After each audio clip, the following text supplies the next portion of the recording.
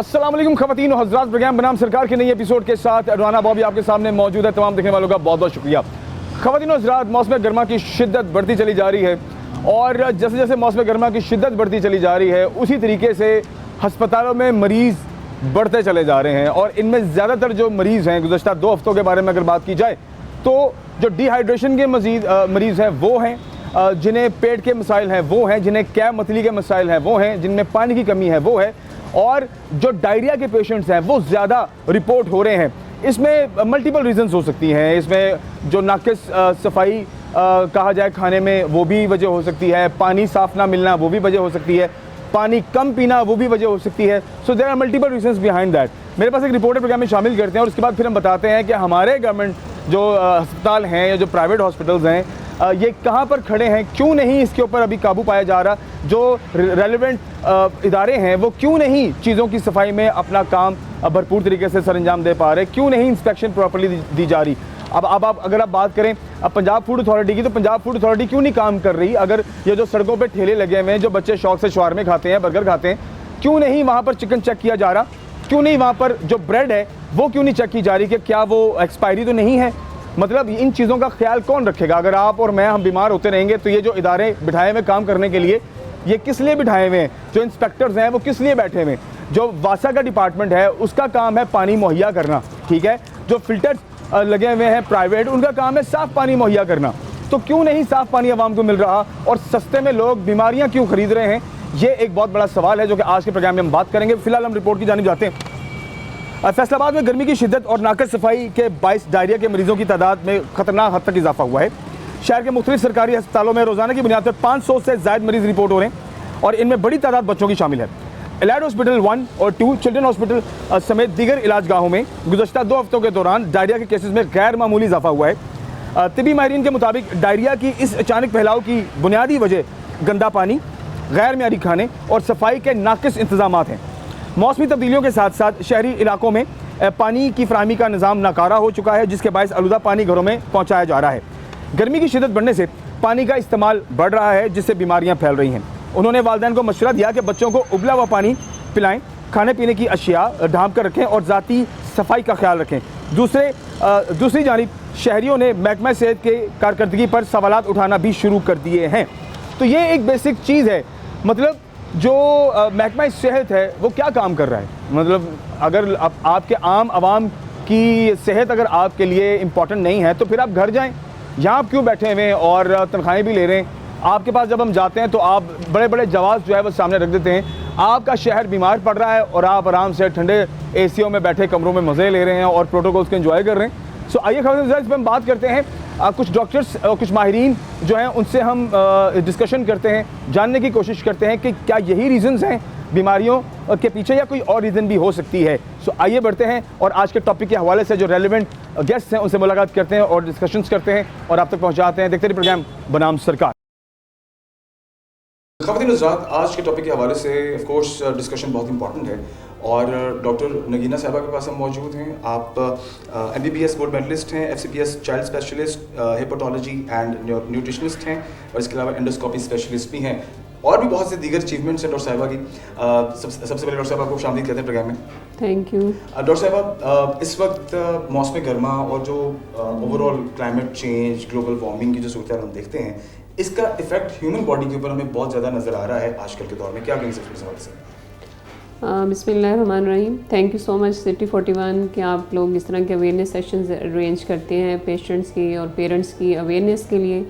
और जैसा कि बीइंग अ चाइल्ड स्पेशलिस्ट और बच्चों के जो मेदा जिगर आंत के मसाइल हैं, हम बच्चों में गर्मी की शुरू होने से लेके सर्दी के स्टार्ट होने तक बहुत से मसाइल का सामना करना पड़ता है। और जो बात करें अगर हम वेदर चेंज की या क्लाइमेट चेंज की, तो जैसा कि आजकल हीट वेव आई हुई है और बहुत ज़्यादा गर्मी की शिद्दत है, क्योंकि बच्चों में जो बॉडी के रिज़र्व वॉल्यूम्स होते हैं वो थोड़े कम होते हैं और बच्चों में उस तरह से पानी की कमी को या डिहाइड्रेशन को कम्बैट करना एज़ कम्पेयर टू अडल्ट्स वो कम होता है। बच्चों का वॉल्यूम इतना नहीं होता कि वो पानी की कमी को बर्दाश्त कर सकें। और चूँकि बच्चे खुद से बता भी नहीं सकते कि मुझे प्यास लगी है या मैंने पानी पीना है, तो पेरेंट्स को खुद ही उस चीज़ को देखना पड़ता है कि बच्चे को आपने उसकी थर्स्ट को देखना है, उसको पानी की कमी नहीं होनी चाहिए, आपने उसको डिहाइड्रेशन की तरफ नहीं लेके जाना। और इसमें ज़्यादातर जो प्रॉब्लम है इस सीज़न से रिलेटेड वो गैस्ट्रोएंटराइटिस का है, या आप मोशन कह लें, इस हाल का प्रॉब्लम कह लें आम ज़ुबान में, और सेकेंडली हीट स्ट्रोक है। लेकिन जो डायरिया है that is the most common cause of death बच्चों में। अगर हम 5 साल से छोटे बच्चों की बात करें तो जो मोर्टेलिटी की शरह है उसमें जो नंबर 1 कॉज है वो डायरिया है, जी ठीक है, और सेकंड नंबर पे निमोनिया आता है।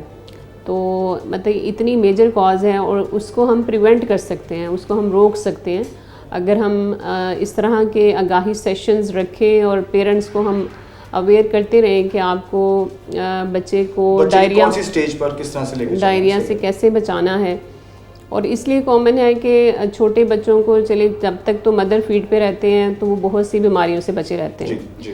तो ब्रेस्ट फीडिंग जो है ना इज़ न्यूट्रिशियस सोर्स है जिसमें बच्चे के लिए बहुत सी इम्यूनोग्लोबुलिन्स होती हैं जिससे बच्चे की कुव्वत मुदाफ़त बढ़ती है। लेकिन अनफॉर्चुनेटली इसका ट्रेंड आहिस्ता आहिस्ता कम होता जा रहा है। माएँ बच्चों को दूसरे दूध पे ज़्यादा फोकस करती हैं, मदर फीड कम दी जाती है, जिसकी वजह से बच्चों का एक तो दूध चेंज हो रहा है, सेकेंडली फिर उनका एक्सपोजर हो रहा है फीडर्स की तरफ या दूसरे चीज़ों में उसको ज़ाहिर है दूध बना के देंगी। और डॉक्टर साहब जो माँ के दूध से जो कुव्वत मिलनी है कुदरती तौर पर वो डब्बे के दूध तो कभी भी नहीं दे सकते। बिल्कुल, और अल्लाह की एक नेमत है, ये बच्चे का राइट है, ये बच्चे को लाजमी मिलना चाहिए। तो ज़ाहिर है जब आप दूसरी चीज़ों में बॉटल फीडिंग पे लेके आते हैं तो उसमें जर्म्स भी इंट्रोड्यूस होते हैं और बच्चों में फिर भी हैं, बिल्कुल, और उसकी वजह से बच्चों में मोशन के प्रॉब्लम, उल्टी का होना, ग्रोथ का ना होना, कद का छोटा रह जाना, और इवन गंदम से एलर्जी हम देख रहे हैं। बच्चों में दूध से एलर्जी के प्रॉब्लम्स बहुत ज़्यादा देखने में आ रहे हैं। और पेरेंट्स मतलब पेशेंट्स आते हैं, मैं कहती हूँ ना कि इसको बच्चे को मोशन है या उसके पखाने में ब्लड आ रहा है, बच्चे की उल्टी नहीं रुक रही, बच्चे का वज़न नहीं बढ़ रहा, तो अगर उसे कहें ना इसको दूध से एलर्जी है तो साथ ही कहेंगे फिर हम इसको गाय का दूध शुरू कर देते हैं। हालांकि गाय का दूध तो हम वैसे ही हमारे लिए, अब जो शहरी लोग हैं हम तो ना उसको पचा सकते हैं ना उसको हजम कर सकते हैं। बिल्कुल, उसमें भी इतनी फॉर्मलिन और इस तरह की यूरेट्स ऐड किए जाते हैं। उस पर पूरा एक प्रोग्राम हम पहले भी कर चुकी हूँ मैं, कि वो चीज़ उसमें इतनी ऐड की जाती हैं जो डेड बॉडी को स्टोर करने के लिए फॉर्मलिन है वो उसमें ऐड ऑन की जाती है। तो वो बच्चे के लिए और बड़ों के लिए भी वो काफ़ी नटोरियस है, और हम उस तरह से उसको नहीं कर पा रहे जिस तरह से एक साफ और ऑर्गेनिक चीज़ हमें मिलनी चाहिए। ठीक है डॉक्टर साहब, आपसे हम इंशाल्लाह मज़ीद डिस्कशन करते हैं। एक ब्रेक की जाने जाते हैं, वापस आते हैं। हम नेक्स्ट ब्रेक के बाद जब आएंगे तो बात करेंगे कि रीजंस कौन कौन सी हैं, प्रिवेंट कैसे किया जा सकता है, अगर आपने सिक्योर बच्चे की हेल्थ को करना है तो कौन कौन सी चीज़ें हैं जिन पर ख्याल करना माओं का और उनके पेरेंट्स का बहुत ज़रूरी है। और as per as of course अगर हम बात करें बच्चों की भी जो थोड़े से समझदार भी हैं तो वो भी हमारी बात को समझ सकते हैं ऑफ कोर्स। तो ब्रेक के बाद वापस आते हैं और हम इस पर डिटेल डिस्कशन करते हैं। हमारे साथ हम वापस आ चुके हैं। अच्छा डॉक्टर साहब, अब हम बात करेंगे रीजंस पे। मुझे कुछ बेसिक रीजंस ज़रूर बताइए। माहौल और हालात को तो हमने सामने देख लिया है, क्लाइमेट चेंज को भी हमने डिस्कशन कर लिया है, लेकिन जो हमारे घर के अंदर जो चीज़ें बेसिक रीज़न बन सकती हैं बच्चे के डायरिया में, वो कौन कौन सी आपके ख्याल से प्लीज़ बताइए। बच्चे जो है ना यूजुअली जैसे वो क्रॉल करना शुरू करते हैं ना तो उनकी हैबिट होती है हर चीज़ उठा के तो मुंह में डाल लेते हैं, तो उससे भी जर्म्स मुंह में जा रहे हैं। इसी तरह जब थोड़े से बच्चे बड़े होते हैं वो खेलना शुरू करते हैं, बाहर से आए हैं वैसे ही उठाया, पानी पी लिया, कुछ खा लिया, हाथ नहीं धोए, तो ये बड़ी कॉमनेस्ट रीज़न है कि हम बग़ैर हैंड वॉश किए, बग़ैर सफाई को देखे हम नंगे पाँव फिर रहे हैं बच्चे, ठीक है। उससे जो ज़मीन से कीड़े हैं, मट्टी से, वो बच्चों के ट्रांसफ़र होते हैं स्किन के ज़रिए, वो बॉडी में फ्लरिश करना शुरू कर देते हैं। वर्म इन्फेस्टेशंस मोस्ट कॉमन कॉज के जिसकी वजह से बच्चों में iron deficiency, growth failure, diarrhoea, abdominal pain, और इसीलिए बच्चों को कहते हैं कि उनको जूता पहना के रखें, साफ जगह पे रखें, नंगे पाँव ना फिरने दें। और इसके अलावा सैनिटेशन सबसे बड़ा हमारा जो प्रॉब्लम है कि वाटर सैनिटेशन अच्छी नहीं है जी। और पानी जो है उसका सोर्स क्या है, पानी आपका साफ़ सुथरा है कि नहीं। फैसलाबाद में स्पेसिफिकली अगर मैं बात करूं तो गंदे पानी से जो होने वाले प्रॉब्लम्स हैं ना, बीइंग अ पीडियाट्रिक गैस्ट्रोएंटरोलॉजिस्ट, बच्चों के मैदे के मसाइल हम बहुत ज़्यादा देख रहे हैं, जिगर के भी देख रहे हैं, वायरल हेपेटाइटिस देख रहे हैं, मोशन लग रहे हैं बच्चों के, डायरिया सेटल ही नहीं हो रही, आप मल्टीपल एंटीबायोटिक्स। मैम ये मेजर सिटी की हम बात कर रहे हैं, ये हम रूरल एरियाज की बात नहीं कर रहे, जो गांव देहात है उनकी बात नहीं कर रहे, शहर के अंदर के हालात आपको दिखा रहे हैं और बता रहे हैं। मतलब आपको पता है कि जो ड्रेनेज का सिस्टम है, साथ ही दूसरी पाइपलाइंस हैं, और पानी कई घरों में तो ऐसे जिनका मुझे पर्सनली भी पता है कि पानी मिक्स हो के आ रहा है, गटरों का पानी मिक्स हो के आ रहा है। तो वो इस तरह का अगर पानी वो नहाने के लिए भी यूज़ करेंगे तो उससे भी कितनी वो जर्म्स जो हैं वो आपकी बॉडी में ट्रांसफ़र हो रहे हैं, फिर उससे मोशन लग रहे हैं, पेट ख़राब हो रहा है, ग्रोथ नहीं है। आपका फाइनेंशियल बर्डन है तो है पेरेंट्स पे, इसके अलावा आपके हॉस्पिटल्स पे बर्डन है जी, आपकी मेडिसिन्स, आपकी सारा जो हेल्थ पे है उस पर इसका इतना फाइनेंशियल बर्डन है। उससे बेहतर है कि हम इस चीज़ को प्रिवेंट करें। पानी का सोर्स आपका अच्छा हो, घर में जो पेरेंट्स कर सकते हैं वो पानी को आप बॉयल कर लें। मतलब अक्सर कहते हैं कि हम फ़लाँ कंपनी का यूज़ करते हैं, फ़लाँ का फ़िल्टर से लेके आते हैं, बट आई मस्ट से कि आप जो भी वाटर यूज़ करें उसको आप कम से कम बॉयल कर लें, बेशक वो फिल्टर्ड कैन ही आपके घर में आ रही है तो। और सेकेंडली जो छोटे बच्चे हैं उनमें वैक्सीन अवेलेबल हैं रोटा वायरस की, वो आप ज़रूर लगवाएं, जो 3 मंथ से छोटे बच्चों में लग जाती हैं। और बड़े बच्चों के लिए जो डायरिया है उसके लिए जब भी मोशन अगर प्रॉब्लम स्टार्ट हुआ है, ORS ज़रूर घर में इस्तेमाल करें। स्कंजवीन बना के आप दे सकते हैं बच्चों को, या चावलों की जो राइस वाटर है जो भी मशरूबात आप इजीली वो घर में आप बना दें, सकते हैं। मीठे मशरूबात नहीं, ठीक है, जूसेस नहीं, लेकिन आप जिसमें ग्लूकोज और आपकी ये जो नमकियात हैं जिसको हम लो osmolar ORS कहते हैं, जी जी, वो लाजमी बच्चों को पिलाएं ताकि पानी की कमी ना हो। जैसा कि आजकल गर्मी का सीज़न है तो इसमें ख़ास तौर पे बच्चे को मिनरल्स का, पानी का ज़रूर ख्याल रखें, डिहाइड्रेशन से बचाएं उन्हें। अच्छा डॉक्टर साहब, जितनी गर्मी इस टाइम है, हीट स्ट्रोक भी है इस टाइम पंजाब के अंदर, उसको भी हम फेस कर रहे हैं। अब पानी आप जितना मर्जी पीते जाएं, ये वैसा ही फील कराता है कि आपने बिल्कुल पानी नहीं पिया। तो पानी का इस्तेमाल भी ज़्यादा है, लेकिन उसके बावजूद जो डिहाइड्रेशन है उसकी रेशियो ज़्यादा है, ऐसा क्यों है? क्योंकि आपका वेदर गर्म है ना, तो आपने अपने आप को गर्मी से बचाना है। अवॉइड करें कि आप गर्म मौसम में बाहर मत निकलें, अपनी जो बाजू है बॉडी को फुल कवर करें, सन ग्लासेस का इस्तेमाल करें, सर को कवर करें, कपड़ा रखें, ठंडा कपड़ा रखें, पानी की बोतल ऑल द टाइम आपके पास मौजूद होनी चाहिए।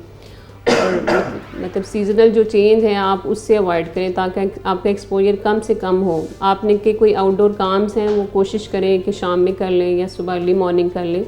जो पीक आवर्स हैं जिसमें धूप की शिद्दत बहुत ज़्यादा होती है उसमें बाहर निकलने से अवॉइड करें। अच्छा डॉक्टर साहब, पानी का इस्तेमाल खाली पीने की हद तक नहीं है, पानी का इस्तेमाल तो आपके घर के हर खाने के अंदर भी होता है। बिल्कुल। तो फिर उस खाने को सिक्योर कैसे किया जा सकता है? क्या सिर्फ उबाल कर पानी इस्तेमाल करने के बाद हम इस चीज़ से बच सकते हैं जो डायरिया की मेन कॉज होती है? देखिए मेन कॉज तो है, लेकिन उसके अलावा भी मैंने जो छोटी छोटी कॉजेज़ आपको बताई हैं कि अगर आप सफाई को नहीं देख रहे, हैंड वॉश नहीं कर रहे।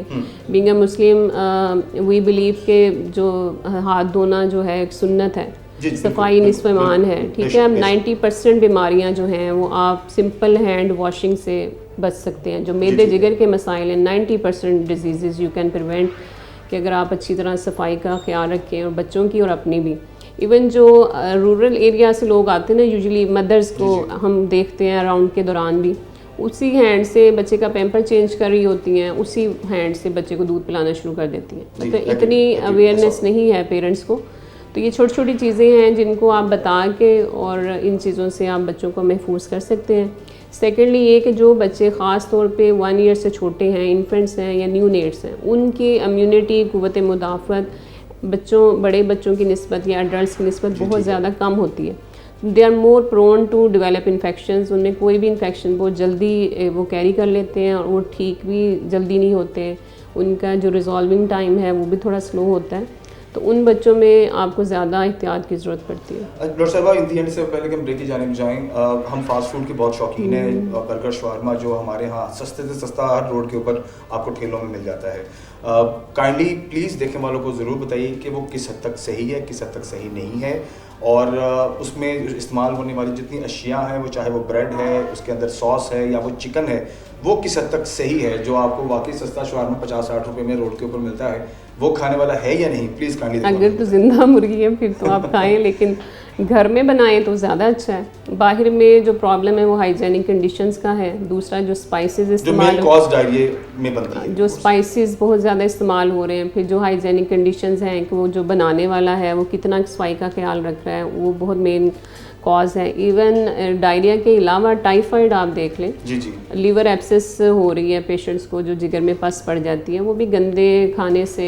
पोलियो आप देखें गंदे पानी से, और कोई ऐसी फीको ओरल रूट है ना उसका, जी जी, यानी पखाना जो करते हैं उसमें कोई जर्म्स हैं, बच्चे ने अच्छी तरह हैंड वॉश नहीं किए, वो हैंड्स को जर्म्स लगे, फिर उसी से उसने कुछ खा लिया तो आपकी गट में इंटेस्टाइन में चले गए।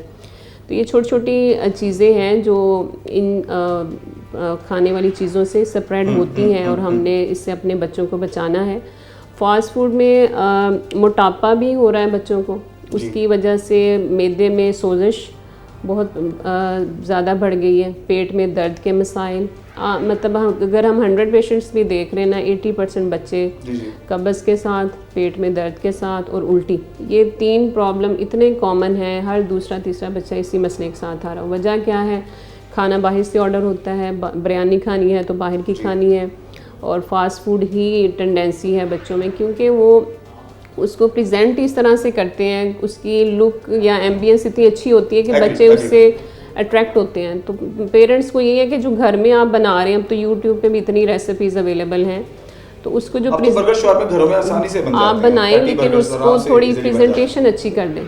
मतलब रोटी अगर आपका बच्चा नहीं खा रहा, रोटी की शेप चेंज कर दें, उसको स्टार शेप में बना लें, हार्ट शेप में बना लें। बच्चे इन चीज़ों से अट्रैक्ट होते हैं, और उससे फिर आप इस तरह की बीमारियों से अपने बच्चों को बचा सकते हैं।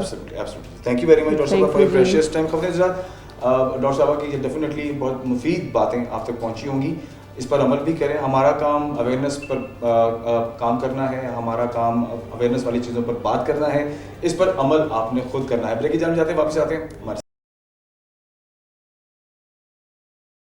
हमारे हज़रात। हम थोड़ा डाइट की बात करते हैं, क्योंकि जब भी कोई बीमारी होती है, बीमारी का मेडिकली इलाज तो किया जाता है, लेकिन उसमें मोस्ट इम्पॉर्टेंट फैक्टर होता है फूड का, आपकी डाइट का, आपके खाने का। और वो जितना साफ़ सुथरा होगा उतनी ही आपकी तबीयत भी जल्दी ठीक होती है, बीमारी भी जल्दी ख़त्म होती है, और आपकी सेहत भी बरकरार रहती है। कई लोग ऐसे मैंने देखे हैं बीमारी की हालत में खाना पीना छोड़ देते हैं, मतलब कुछ खाने को दिल नहीं करता, डॉक्टर की रिकमेंडेशन के मुताबिक भी वो उस तरह से नहीं खाते। क्या होता है, वज़न कम होना शुरू हो जाता है, की सेहत जो है वो लॉन्ग टर्म ले लेती है ठीक होने में, जहाँ उसने जल्दी ठीक होना होता है। तो मकसद कहने का ये है कि not even in that condition के जब आप बीमार हो तभी, मतलब आम रूटीन में भी एक प्रॉपर अच्छी डाइट का होना बहुत ज़रूरी है।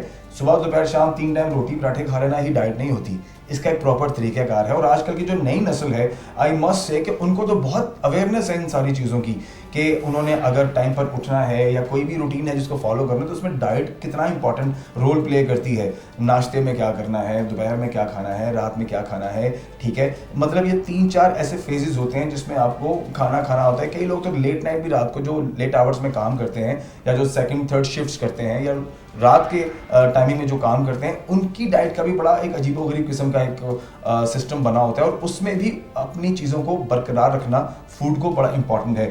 इस हवाले से बात करेंगे हम डॉक्टर अदनान अकबर साहब से। आप न्यूट्रिशनिस्ट हैं, इसके अलावा डाइट कंसल्टेंट हैं। सो बड़ा इंपॉर्टेंट पार्ट है हमारे प्रोग्राम का ये, जो हम अभी डिस्कशन करेंगे कि डायरिया में जब आप बीमार होते हैं तो फूड का कितना इंपॉर्टेंट एलिमेंट है, और अच्छी डाइट का एलिमेंट दौरान बीमारी और उसके बाद भी कितना ज़रूरी है। डॉक्टर साहब कैसे हैं, आप ठीक ठाक हैं? हाँ जी, अल्लाह का शुक्र है। थैंक यू सो मच, आप लोगों ने हमें ये ऑनर दी और हम इस पर बात कर रहे हैं। डॉक्टर साहब, डायरिया इस टाइम बहुत ज़्यादा रिपोर्ट हो रहा है। जी जी बिल्कुल। मुझे काइंडली बताइए कि आपके नज़दीक सबसे पहले डायरिया के रीजंस कौन से हैं, फिर हम इसके क्योर की जाने भी जाएंगे, फिर हम फूड की जाने भी जाएंगे, बेहतरी की जाने भी जाएंगे।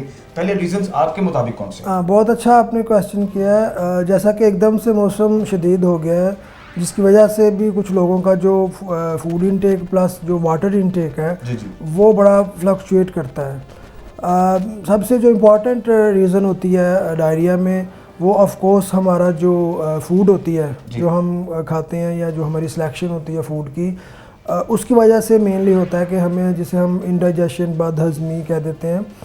तो उसमें या तो अगर हम एज फैक्टर्स की बात करें तो जो बच्चे होते हैं उसमें कुछ वो ऐसा पॉइजनस सा खा लेते हैं, अपने स्कूल्स वगैरह से खा लेते हैं, कॉलेजेस से, या फास्ट फूड में जो कुछ, रोड साइड फूड होते हैं, street हाँ, food जितने भी जंक फूड है या फास्ट फूड आप कह सकते हैं, वो इतने प्योर नहीं होते। उसमें जो है वो पॉइजनस आइटम्स या जो बैक्टीरियाज या माइक्रोब्स हैं वो ज़्यादा होते हैं, जिनकी वजह से बच्चों को इन्फेक्शन हो जाती है। सही है। तो अगर वो साथ में पानी की इनटेक को प्रॉपर नहीं ले रहे, तो फिर वो पानी की जो है वो कमी की वजह से भी, या एकदम से अगर उनकी प्यास शदीद हो गई है ड्यू टू अगेन वो जो फूड उन्होंने लिया है, उस वजह से उनकी बॉडी में जो वाटर की रिक्वायरमेंट है, यानी उनकी जो प्यास में शिद्दत आ जाती है, वो प्यास को वो फुलफ़िल करने के लिए ज़्यादा पानी पी लेते हैं, और उसमें भी उनको डायरिया या लूज मोशंस की जो है इंडाइजेशन की प्रॉब्लम्स वो स्टार्ट हो जाती ये शुरू हो जाती, ठीक हो गया। ये तो मेन कॉज हमें समझ में आ गई है। तो पानी का कितना इंपॉर्टेंट फैक्टर है आपके नज़दीक इस सारे मामले में? डायरिया होने से पहले, जैसे कि मैंने बताया है कि अगर हम एज फैक्टर या साफ पानी की मैं बात कर रहा हूँ, पानी और साफ पानी। बिल्कुल, साफ़ पानी तो अब मिलना मतलब एक वो हो गया मेहनत। बल्कि हमारे जो सोसाइटी में प्योर फूड है या प्योर वाटर है, उसका वैसे फुकदान हो रहा है, तो हमें इस पे बहुत सीरियसली तो सोचना पड़ेगा और इस पे बहुत सीरियसली एक्शन लेने पड़ेंगे, क्योंकि हमारा जो मेन इनटेक है वो वाटर है। सही है। एक नॉर्मल हेल्दी पर्सन को, जो अडल्ट है, उसको 3 से 4 लीटर पानी अकॉर्डिंग टू वेदर, ज़्यादा भी हो सकता है इससे, तो पीना चाहिए। तो अगर वो प्योर होगा तो ऑब्वियसली उस पानी का फ़ायदा होगा। अगर वो इम्प्योर है, उसमें इम्प्योरिटीज़ हैं, तो फिर ऑफ कोर्स वो भी डायरिया या लूज मोशंस कॉज कर देगा। तो घरों के फूड को आप कहाँ पर रेट करते हैं डॉक्टर साहब? देखिए, जहाँ पर आप बाहर का खाना चलें, बाहर का खाना अनहेल्दी है, अंडरस्टूड है, क्योंकि मसाले ज़्यादा हैं, टेस्ट उसके अंदर ज़्यादा डाले होते हैं, केमिकल्स भी कई लोग यूज़ करते हैं, और कुछ भी आप कह लें, खाने पीने की बातों की हम बात करते हैं, चीज़ों की। हाँ, जब हम घर के खाने की बात करते हैं तो कई तो घरों में ज़्यादा माएँ जो हैं वो बच्चों को घर का खाने देती हैं, लेकिन इसके बावजूद भी हमें जो स्टमक इश्यूज़ और जो कैक के मसाइल और बदहज़मी के मसाइल और डायरिया और या पानी की कमी, ये चीज़ें तो हमें तो इस मामले में देखने को मिल रही हैं। ऐसा क्यों? एक्चुअली जो घरों का खाना खा के जो बच्चे जिनको प्रॉब्लम आ जाते हैं, उसमें भी ये चीज़ आ जाती है कि हम घरों में भी ना हम अपने बच्चों को नाश्ता करने की आदत छोड़ते जा रहे हैं। हमारे बच्चे लेट उठते हम उन्हें स्कूल भेजने की कोशिश कर देते हैं बगैर कुछ खाए। खाना प्रॉपरली वो यानी एक हेल्दी ब्रेकफास्ट नहीं करेंगे। कई बच्चे तो नाश्ते ही स्कूल जाके करते हैं, जो 12 बजे की ब्रेक है उस टाइम पे उन्होंने वहां से समोसा ले लिया, कोई नान टिक्की खा ली या चिप्स खा लिए, जूस पी लिया। इवन के अगर वो घर का भी लंच लेके जाते हैं और वो टिफिन में पैक होता है, तो अगर वो 2-3 घंटे पड़ा रहेगा उनके बैग में या लंच बॉक्स में, तो वो कंटामिनेटेड हो जाएगा, और वो जब बच्चे वो खाएंगे तो ऑब्वियसली वो बच्चों को इंडाइजेशन या वो डायरिया की तरफ लेके जाएगा।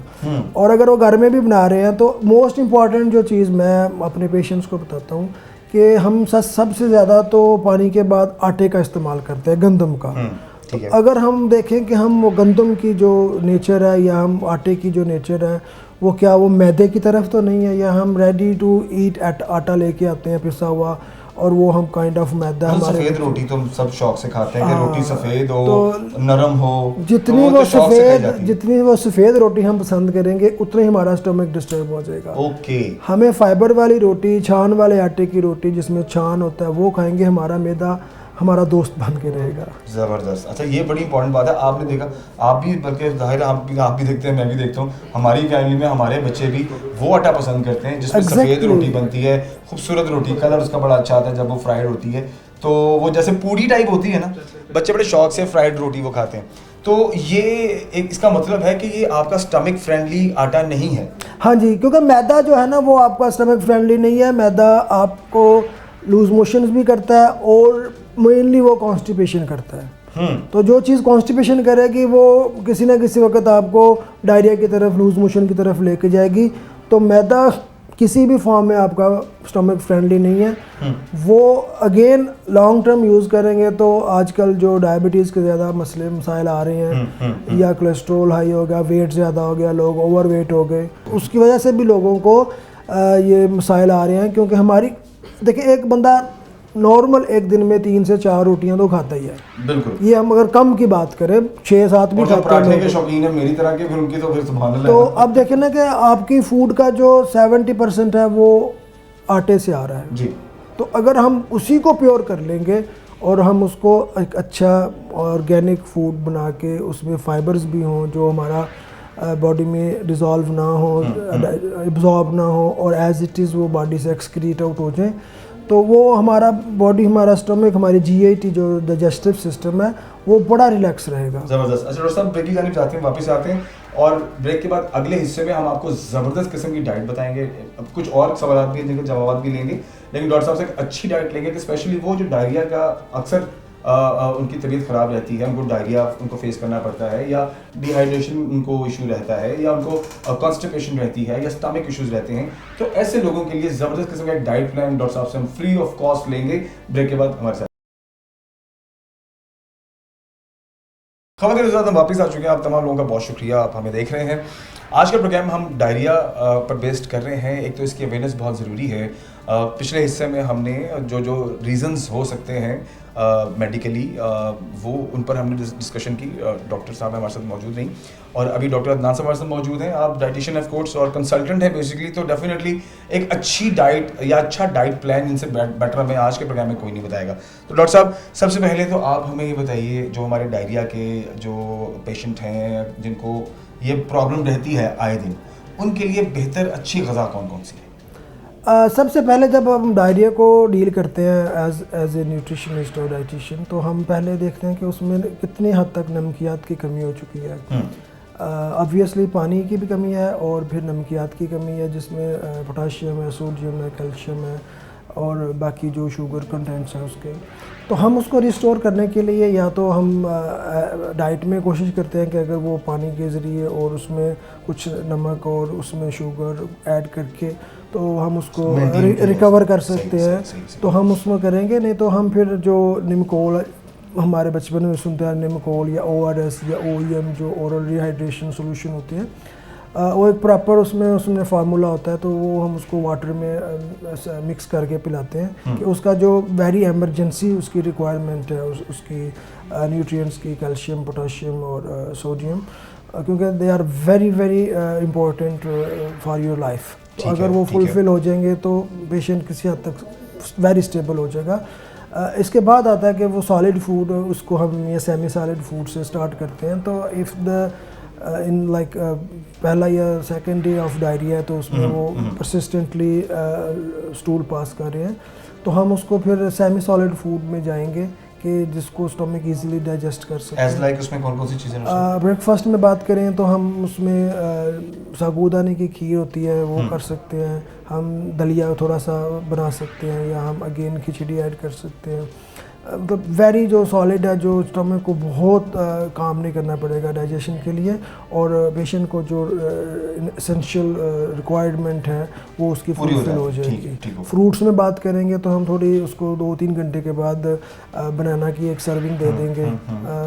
चाइल्ड है तो 1 बनाना वुड बी इनफ, एडल्ट हैं तो मतलब 2 to 3 एज पर ही और शी वांट्स। जो लंच टाइम पे होगा हम उसमें जो है खिचड़ी चावलों की और उसमें कुछ दालें ऐड करके तो बड़ी नरम से खिचड़ी सी बना के हम उसको खिलाएंगे।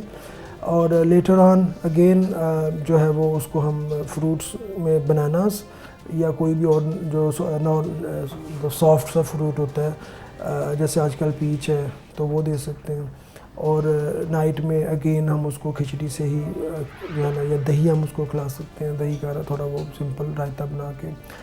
तो ये होगा हमारा इनिशियल 1 to until unless कि उसका जो मोशंस हैं वो स्टॉप की तरफ ले जाते हैं, थोड़ा स्टमक स्टेबिलिटी की तरफ। सो आफ्टर लाइक सेकंड और third, from third day onward फिर हम उसको लाइट सी मतलब रोटी और पुदीने की हम उसको चटनी मिक्स टाइप बना के जो अगेन स्टमक को थोड़ा सिक्योर करती है, थोड़ा रिलैक्स करती है। तो रोटी हम उसको जो नरम करके देंगे किसी शोरबे में, चाहे वो किसी सब्ज़ी में शोरबा बना हुआ है या किसी चिकन का या गोश्त का शोरबा, तो उसमें डिप कर देंगे रोटी को फॉर 5 to 10 मिनट्स, वो सॉफ्ट हो जाए तो वो हम उसको खिला देंगे। तो उसको एनर्जी भी मिल जाएगी और उसका जो रोटी की तरफ जाने वाला है उसका जो वो क्रेविंग भी होती है ना कि रोटी खानी है, हम रोटी नहीं खाते तो हमें लगता है कि हमने कुछ नहीं खाया, ऐसे ही।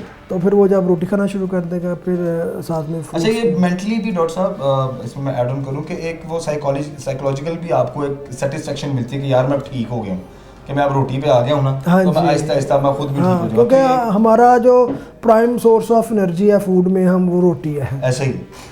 और देसी लोगों की ज़्यादा है डॉक्टर साहब, बल्कि इसमें मुझे ज़रा ये भी बताइए, मेरे जैसे लोग लाखों लोग हैं जो पराठे के बड़े शौकीन हैं। हम जब तक पराठा ना खाएं सुबह और 1.5-2 पराठे ना खाएं तो लगता है कि नाश्ता हुआ ही नहीं है। तो मुझे बताएं कि आप पराठा आजकल के दौर में जो अभी ओवरऑल एक मौसमी तब्दीली भी है और फिर ओवरऑल हेल्थ के हवाले से भी पराठा आपके ख्याल से किस हद तक सही है? अगर तो आपकी मेटाबॉलिक जो हेल्थ है, मेटाबॉलिक हेल्थ में हम बात करते हैं कि आपके जो वेस्ट है वो 34 या मैक्सिमम 35 तक है, और आपका जो कोलेस्ट्रॉल लेवल्स हैं, ट्राइग्लिसराइड्स, टोटल कोलेस्ट्रॉल, एलडीएल, वो रेंज में है। ठीक है। आपकी जो ब्लड शुगर लेवल है, फास्टिंग और एंडम प्लस एवरी 3 मंथ्स जो हम करते हैं HbA1c जो 3 मंथ्स की शुगर होती है वो भी नॉर्मल है। तो अगर आपकी मेटाबॉलिक हेल्थ फिट है, आप सही हैं, आपका वेस्ट भी ठीक है, आपका वेट भी ठीक है, तो फिर आप पराठे खा लें, you are free to go, you are lucky. आप 35-40 के भी हो गए, अगर आप फिट हैं, मतलब आपका स्टेमिना ठीक है, आप दौड़ लेते हैं और आपका हार्ट जो रेट है, मैक्सिमम हार्ट रेट जिसे हम सांस चढ़ना कहते हैं, वो जितना लेट आता है, आप फिट हैं, आप खाएं पराठे। लेकिन अगर आपका वेट भी ओवर है, आपका BMI जिसे हम बॉडी मास इंडेक्स कहते हैं, अगर वो 25 से ऊपर है या 30 को क्रॉस कर गया तो आप मोटे हैं, ओबीज हैं। सही है। आपका कोलेस्ट्रॉल भी अगर 200 से ऊपर है तो आपको रिस्क फैक्टर्स हैं हार्ट के।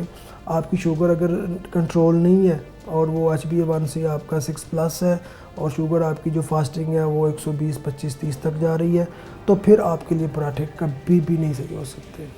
वो फिर जिस भी एज में आप हैं, वो एज डजेंट मैटर, असल चीज़ आपकी मेटाबॉलिक हेल्थ होती है। ठीक हो गया। और वो 70s में भी जाके अगर आप फिट हैं तो आप खा सकते हैं, लोग खाते हैं। ठीक हो गया। अच्छा डॉक्टर साहब, इससे पहले कि हम प्रोग्राम के इख्तिताम की जानिब जाएं, मैं एक ओवरऑल एक अच्छा सा एक वो डाइट प्लान जो ऑफ कोर्स लोग पे करके भी आपके पास आते होंगे, लेकिन क्योंकि हम एक अवेयरनेस दे रहे हैं लोगों को, देखने वाले इससे मुस्तफ़ीद हों, तो इससे अच्छी बात और कोई नहीं है। तो आप एक अच्छा डाइट प्लान, एक नॉर्मल डाइट प्लान ज़रूर दीजिए जो कि एक हेल्दी ह्यूमन बॉडी के लिए बेस्ट है, और जो आप आजकल के सीज़न में, जैसे कि अभी मई, जून, जुलाई, गर्मी बहुत ज़्यादा है, तो इसमें एक अच्छा डाइट प्लान क्या हो सकता है? काइंडली प्लीज़ हमारे देखने वालों को जरूर बताइए। जो आजकल वेदर है, जैसे कि मई आधा स्टार्ट मतलब चला गया, आगे स्टार्ट हो गया 15 मई, तो इसमें यह है कि वेदर बहुत शदीद है, आगे होने वाला भी शदीद है, तो हमें पानी की जो इंटेक है वो अपनी बिल्कुल ठीक रखनी चाहिए। अपने आप को ज़्यादा ओवर एक्सेस जो ओवर ईटिंग है उससे बचाना होगा। ब्रेकफास्ट हमारा बहुत लाइट होना चाहिए और उसमें प्रोटीन्स होने चाहिए, वो चाहे अंडे की फॉर्म में आ जाए, वो चीज़ की फॉर्म में आ जाए।